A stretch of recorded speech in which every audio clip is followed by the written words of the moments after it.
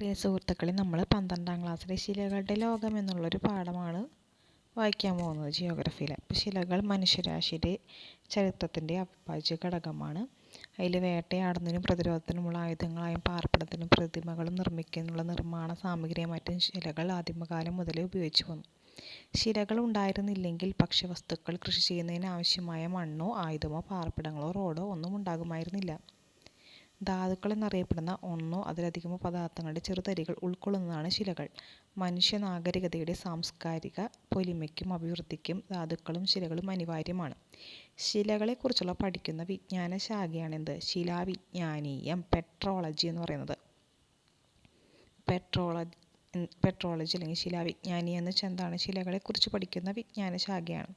ചെറുതരികൾ സംയോജിച്ച് ദൃഢമായി തീർന്നാണ് ശിലകൾ രൂപം കൊള്ളുന്നത്. പ്രകൃതിദത്തമായി രൂപം കൊണ്ട രാസംയുക്തങ്ങളായ ധാതുക്കളാൽ നിർമ്മിതമാണ് ശിലകളിലെ ഓരോ തരിയും. ഒന്നോ അതിലധികമോ ധാതുക്കളോ ധാതുസമാന പദാർത്ഥങ്ങളോ കൂടിച്ചേർന്ന പ്രകൃതിജന്യഖര പദാർത്ഥങ്ങളാണ് ശിലകൾ എന്ന് നിർവചിക്കാം. അപ്പോൾ ഒന്നോ അതിലധികമോ ധാതുക്കളോ ധാതുസമാന പദാർത്ഥങ്ങളോ കൂടിച്ചേർന്നാണ്. ഇപ്രകാരം സഞ്ചയിച്ച ഖരപദാർത്ഥങ്ങളാണ് ഭൂവൽക്കത്തിൻ്റെ അടിസ്ഥാന ഘടകങ്ങൾ. ശിലകളെ പൊതുവെ 3 തരംതിരിച്ചിട്ടുണ്ട്: ആഗ്നേയ ശിലകളെന്നും അവസാദ ശിലകളെന്നും കായാന്തരിത ശിലകൾ. ആഗ്നേയ ശിലകൾ എന്ന് വെച്ചിട്ടുണ്ടെങ്കിൽ ഇഗ്നീഷ്യസ് റോക്സ്, മാഗ്മ അല്ലെങ്കിൽ ലാവ എന്ന് വിളിക്കുന്ന ഉരുകിയ ശിലാദ്രവ്യങ്ങൾ ഘനീഭവിച്ചുണ്ടാകുന്ന ശിലകളാണ് ഇഗ്നീഷ്യസ്. മാഗ്മ തണുത്തുറഞ്ഞുണ്ടാകുന്ന ആഗ്നേയ ശിലകൾ.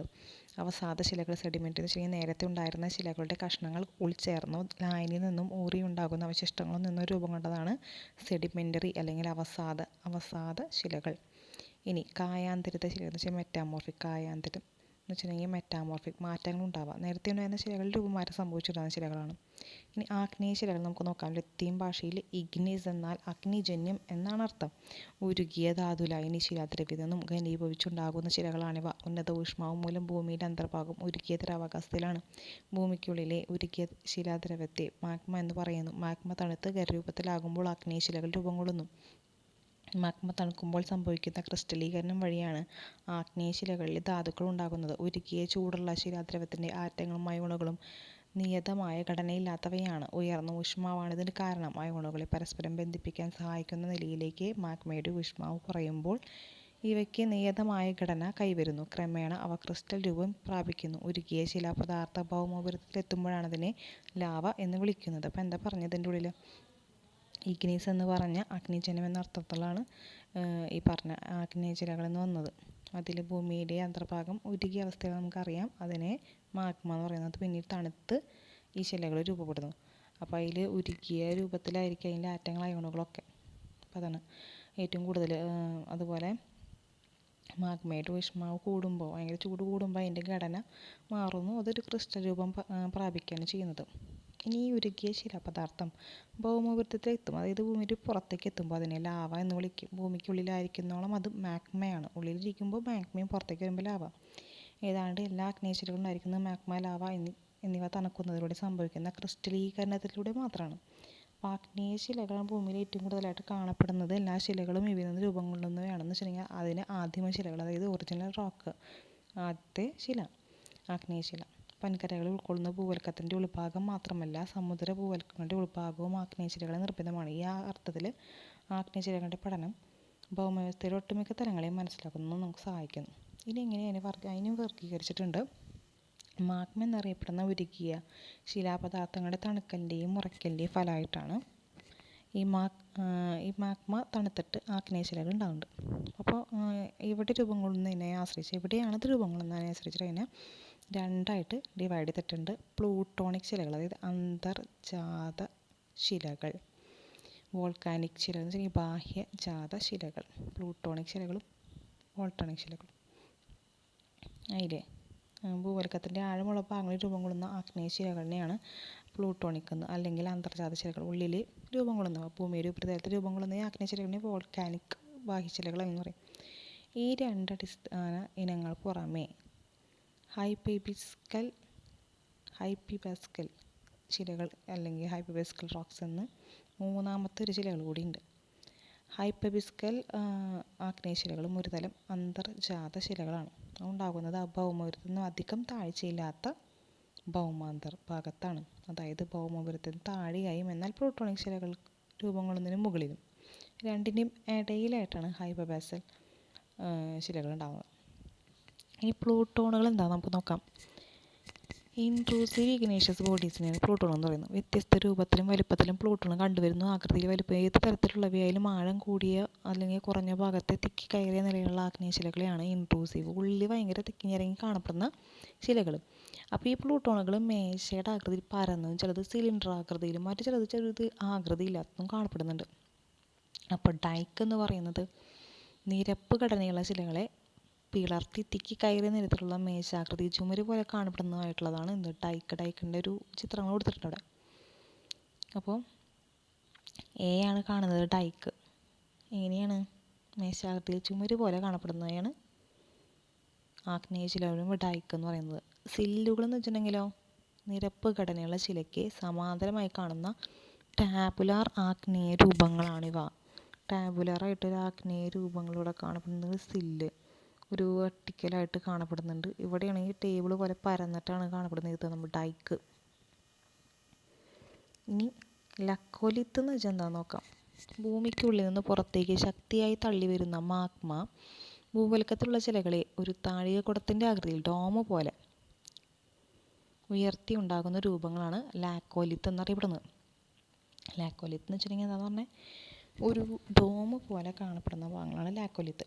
അടിഭാഗം പരന്നതും മധ്യഭാഗം മുകളിലോട്ട് ഉയർന്നതും. അടിഭാഗം പരന്നിട്ട് മധ്യഭാഗം മുകളിലേക്ക് ഉയർന്നതുമായ ഇനം പ്ലൂട്ടോണുകളെയാണ് ലാക്കോലിത്ത് എന്ന് വിളിക്കുന്നത്. സില്ലുകളെ പോലെ ഇവയും പൊതുവെ കൺകോർഡൻ്റ് ആയിരിക്കും. അതായത് മാതൃശിലയുടെ പാളിക്ക് സമാന്തരമായിട്ട് സ്ഥിതി ചെയ്യും. അപ്പോൾ ലാക്കോലിത്ത് എങ്ങനെയാണെന്ന് പറഞ്ഞ് ഒരു തരം പ്ലൂട്ടോണുകളാണ്. പക്ഷേ അതിൻ്റെ മധ്യഭാഗം മുകളിലോട്ട് ഉയർന്നതും അടിഭാഗം പരന്നിട്ടായിരിക്കും.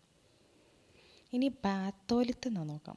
100 ചതുരശ്ര കിലോമീറ്ററിലധികം ഉപരിതല വിസ്തീർണമുള്ള വലിയ തരം പ്ലൂട്ടോണുകളാണ്. അപ്പോൾ ഡൈക്കുകളെ പോലെ ഇവ ഡിസ്കോർഡൻ്റ് മാതൃശിലയുടെ നിരപ്പ് ഘടനയെ ഉടനീളം ഛേദിക്കുന്ന തരത്തിലുള്ള രൂപങ്ങളാണ്. ബാത്തോലിത്തിൻ്റെയും ലാക്കോലിത്തിൻ്റെയും ചിത്രങ്ങൾ കൊടുത്തിട്ടുണ്ട്. അപ്പോൾ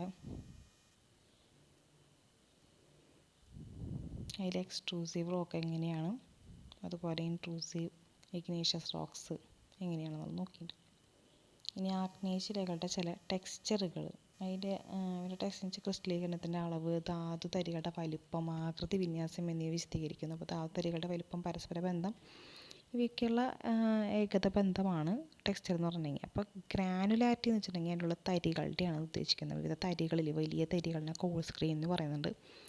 ചെറിയ തരികളിനെ സൂക്ഷ്മ തരികൾ എന്ന് പറയുന്നുണ്ട്. അപ്പോൾ ആഗ്നേയശിലകൾ ധാതുതരികൾ തിരിച്ചറിഞ്ഞ് മൈക്രോസ്കോപ്പിന് സഹായം ആവശ്യമാണ്. വേർതിരിക്കുക സൂക്ഷ്മതരികൾക്ക് ഇത്തരം വലിപ്പമുള്ള തരികൾ മീഡിയം. അപ്പോൾ അതിൻ്റെ ഇടയിലുള്ള ആൾക്കാർ നല്ല ഫൈൻ ഗ്രെയിനും ഉണ്ട്, അതുപോലെ തന്നെ കോഴ്സ് ഗ്രെയിനും ഉണ്ട്. അപ്പോൾ അതിൻ്റെ ഇടയിലുള്ളത് മീഡിയം ഗ്രെയിൻഡ്. അപ്പോൾ ശിലാകണങ്ങളുടെ വലിപ്പ വ്യത്യാസം അനുസരിച്ച് ആഗ്നേയശിലകൾ എങ്ങനെ ഇവിടെ ഉണ്ടാകുമെന്ന് മനസ്സിലാക്കി. അപ്പോൾ അതിന് പല പരലുകളായി ഉറയ്ക്കുന്നതാണ് മാഗ്മ എന്താ പറയുക ഭയങ്കര സാവധാനമാണ് തണുക്കേണ്ടത്. അപ്പോൾ ആയതിനാൽ വലിയ തരികളുള്ള ശിലകൾ രൂപം കൊള്ളാൻ ദീർഘകാലമെടുക്കും. എന്നാൽ മാഗ്മ പെട്ടെന്ന് തണുക്കുന്നത് മൂലമാണ് കുഞ്ഞു തരികളുള്ള ശിലകൾ രൂപം കൊള്ളുന്നത്. ഉരുകിയ ശിലാദ്രവ്യം തണുക്കുന്നതിൻ്റെ നിരക്ക് തണുക്കാൻ നടക്കുന്ന സ്ഥാനത്തെ ആശ്രയിച്ചിരിക്കുന്നു. ഭൗമോപരിതലത്തിൽ നിന്ന് ലാവ താരതമ്യേന വേഗത്തിൽ തണുത്ത് വോൾക്കാനിക് ശിലകൾക്ക് രൂപം നൽകും. എന്നാൽ ആഴത്തിൽ ശേഷിക്കുന്ന മാഗ്മ ആയിരക്കണക്കിന് വർഷങ്ങളോടെയാണ് തണുക്കുക. പുറത്താണെങ്കിൽ പെട്ടെന്ന് തണുക്കുന്ന ആലോചിച്ചാൽ മതി, ഉള്ളിലാണെങ്കിൽ തണുപ്പ് കുറവായിരിക്കും. അപ്പോൾ ഉള്ളിലത്തെ തണുത്തിട്ടാണ് പ്ലൂട്ടോണിക് ശിലകളായിട്ട് മാറുന്നത്.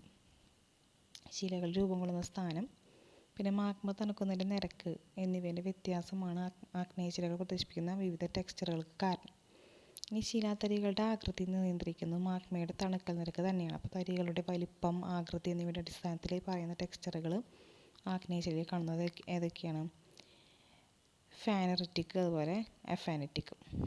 ഫാനറിറ്റിക് എന്ന് വെച്ചിട്ടുണ്ടെങ്കിൽ ആഗ്നേയശിലകളുടെ ഓരോ ധാതുക്കളിലും വെറും കണ്ണുകൾ കൂടി നമുക്ക് തിരിച്ചറിയാൻ പറ്റും അതിൻ്റെ വലിപ്പം കൂടി. അതിനാണ് ഉദാഹരണം ഗ്രാനൈറ്റൊക്കെ. ഇനി അഫാനറ്റിക് എന്ന് പറയുമ്പോൾ ശിലകളിലെ ഓരോ ധാതുക്കളെയും വെറും കണ്ണുകൊണ്ട് നമുക്ക് തിരിച്ചറിയാൻ പറ്റില്ല. ചെറുതാണെങ്കിൽ അത്തരം ടെക്സ്ചറുകളെയാണ് അഫാനറ്റിക് എന്ന് പറയുന്നത്. അതിന് ഉദാഹരണം ബസാൾട്ട്. ഇനി നമ്മളുടെ ഒരു ചിത്രം വിശകലനം ചെയ്യാൻ പറഞ്ഞിട്ട് തരികളുടെ താരതമ്യം ചെയ്തുകൊണ്ടാണ് രണ്ട് ശിലകൾ തരികളുടെ കാര്യത്തിൽ വ്യത്യാസമുള്ളത്. അപ്പോൾ ഒന്നാമത്തെ ഫാനറ്റിക് ടെക്സ്ചർ ഉണ്ട്, നമുക്ക് മനസ്സിലാവുന്നുണ്ട് അതിൻ്റെ ഉള്ളിൽ. മറ്റേലാണെങ്കിൽ എന്തുണ്ട് നമുക്ക് ടെക്സ്ചറിൽ മനസ്സിലാവില്ല. ഇനി പോർഫറിറ്റിക് എന്ന് വെച്ചിട്ടുണ്ടെങ്കിൽ എന്താ നമുക്ക് നോക്കാം. ഈ ടെക്സ്ചറിൽ ഫീനോക്രിറ്റ് എന്ന് വിളിക്കുന്ന കണ്ണുകൊണ്ട് കാണാവുന്ന അത്രയും വലിപ്പമുള്ള ഏതാനും ധാതുതരികൾ വളരെ ചെറിയ ധാതുതരികളാൽ ചുറ്റപ്പെട്ട് കാണപ്പെടുന്നുണ്ട്. ചെറിയ ധാതുതരികൾ വെറും കണ്ണുകൊണ്ട് കാണാൻ സാധിക്കില്ല. പോർഫറിറ്റ് ശിലകളിൽ വലുതും ചെറുതുമായ രണ്ടും കൂടിയിട്ടുള്ള മിക്സിങ്ങാണ് നടക്കുന്നത്, ഫാൻറ്ററിങ്ങിൻ്റെ അതുപോലെ അഫിനിറ്റി. ഇനി ക്രിസ്റ്റീയത എന്താണെന്ന് നോക്കാം. പൂർണ്ണമായിട്ട് ക്രിസ്റ്റീയ ധാതുക്കളാൽ നിർമ്മിതമായിരിക്കുന്ന ശിലകളെയാണ് ക്രിസ്റ്റലീയ ശിലകളെന്ന് ഉദ്ദേശിക്കുന്നത്. ശിലകളിലെ ക്രിസ്റ്റീയത എത്രത്തോളം എന്നതിൻ്റെ അടിസ്ഥാനത്തിൽ ശിലാവൈജ്ഞാനികൾ 3 തരം ടെക്സ്ചറുകൾ തിരിച്ചറിഞ്ഞിട്ടുണ്ട്. ഹോളോ ക്രിസ്റ്റലൈൻ, അതുപോലെ മീസോ ക്രിസ്റ്റലൈൻ, ഹൈപ്പോ ക്രിസ്റ്റലൈൻ ഒക്കെ. അപ്പോൾ അതിൽ ഹോളോ ക്രിസ്റ്റലൈൻ പൂർണ്ണമായിട്ട് ക്രിസ്റ്റലീയ തരികൾ നിർമ്മിതമാകുന്ന ശിലകളാണ്. അതുപോലെ തന്നെ മീറോ ക്രിസ്റ്റലൈനും ഹൈപ്പോ ക്രിസ്റ്റലൈൻ എന്ന് പറയുമ്പോൾ അതിൻ്റെ ഉള്ളിൽ പൂർണ്ണമായും എന്താ പറയുക തന്നെ ക്രിസ്റ്റലീയ അല്ലാത്തൊരു ഘടനയാണ്, ഒരു ഗ്ലാസി സ്ട്രക്ചറൊക്കെ കാണപ്പെടുന്നതാണ്. ഹോളോ ക്രിസ്റ്റലൈൻ എന്ന് വെച്ചിട്ടുണ്ടെങ്കിൽ പൂർണ്ണമായും സ്ഫടിക പദാർത്ഥങ്ങളിൽ നിർമ്മിതമായ ശിലകളെല്ലാം ലാവയുടെ പൊടുത്തനെ തണുക്കൽ മൂലം ഉണ്ടാകുന്നതാണ്. ഇനി അടുത്തത് ഗ്ലാസി ടെക്സ്ചറും ഫ്രൂത്തി വെസിക്കുലർ ടെക്സ്ചറും നമുക്ക് നോക്കാം. ഗ്ലാസി ടെക്സ്ചർ എന്ന് പറയുമ്പോൾ അഗ്നിപർവ്വത സ്ഫോടന സമയത്ത് ലാവ അതിവേഗം തണുത്ത് ക്രിസ്റ്റലീകരണം സാധ്യമാകാതെ വരുന്ന അവസരങ്ങളിലാണ് ഗ്ലാസി ടെക്സ്ചർ ഉണ്ടാകുന്നത്. ലാവയിലുണ്ടാകുന്ന നിമിഷം തന്നെ മൂലകങ്ങളും സംയുക്തങ്ങളും അതാതിട്ട് തണുത്തുറയുന്ന വ്യത്യസ്തങ്ങളായ ധാതുക്കൾ രൂപം കൊള്ളുന്നതിനാണ് ഗ്ലാസി ടെക്സ്ചർ ഉണ്ടാകുന്നത്. പൊതുവിൽ ഗ്ലാസ് ക്രിസ്റ്റലീകരണമായ ഒബ്സിഡിയൻ എന്നുള്ള ഉദാഹരണം.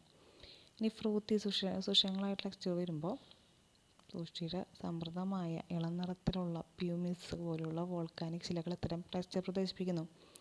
ശിലകളിൽ ഈ സുഷിരങ്ങൾ രൂപീകരണ സമയത്ത് അഗ്നിപർവ്വതജന്യ വാതകങ്ങൾ നിറഞ്ഞു നിന്നിരുന്നതും പിന്നീട് മോചിപ്പിക്കപ്പെട്ട് വായു നിറഞ്ഞിരിക്കുന്നതുമായ ഭാരം കുറഞ്ഞ് ജലത്തിൽ പൊങ്ങിക്കിടക്കാവുന്ന വിധം ശിലയാണ് പ്യൂമിസ് എന്ന് പറയുന്നത്. കടുനിറത്തിലുള്ള പ്യൂമിസ് സമാനമായ ശിലയാണ് സ്കോറിയ എന്ന് പറയുന്നത്. ഇനി രാസഘടനയിലുള്ള വർഗീകരണം. രാസഘടനയെ അടിസ്ഥാനപ്പെടുത്തിയിട്ട് അടങ്ങിയിരിക്കുന്ന മൂലകങ്ങളുടെ ആ സംയുക്തങ്ങൾ ആഗ്നേയശിലയെ 4 ഭാഗങ്ങളായിട്ട് തിരിക്കുന്നുണ്ട്. അത് 4 ഭാഗങ്ങൾ ഏതൊക്കെയാണ്? ഫെൽസിക് ആഗ്നേയശിലകൾ, ഇൻ്റർമീഡിയറ്റ് ആഗ്നേയശിലകൾ, പിന്നെ അതുപോലെ മാഫിക് ആഗ്നേയശിലകൾ, അൾട്രാമാഫിക് അല്ലെങ്കിൽ അൾട്രാ ബേസിക് ആഗ്നേയശിലകൾ എന്നൊക്കെയാണ് തിരിച്ചിട്ടുണ്ട്. ഈ 4 കാറ്റഗറിയും ബാക്കി തുടർന്നുള്ളത് അടുത്ത ക്ലാസ്സിൽ കാണാം. Thank you.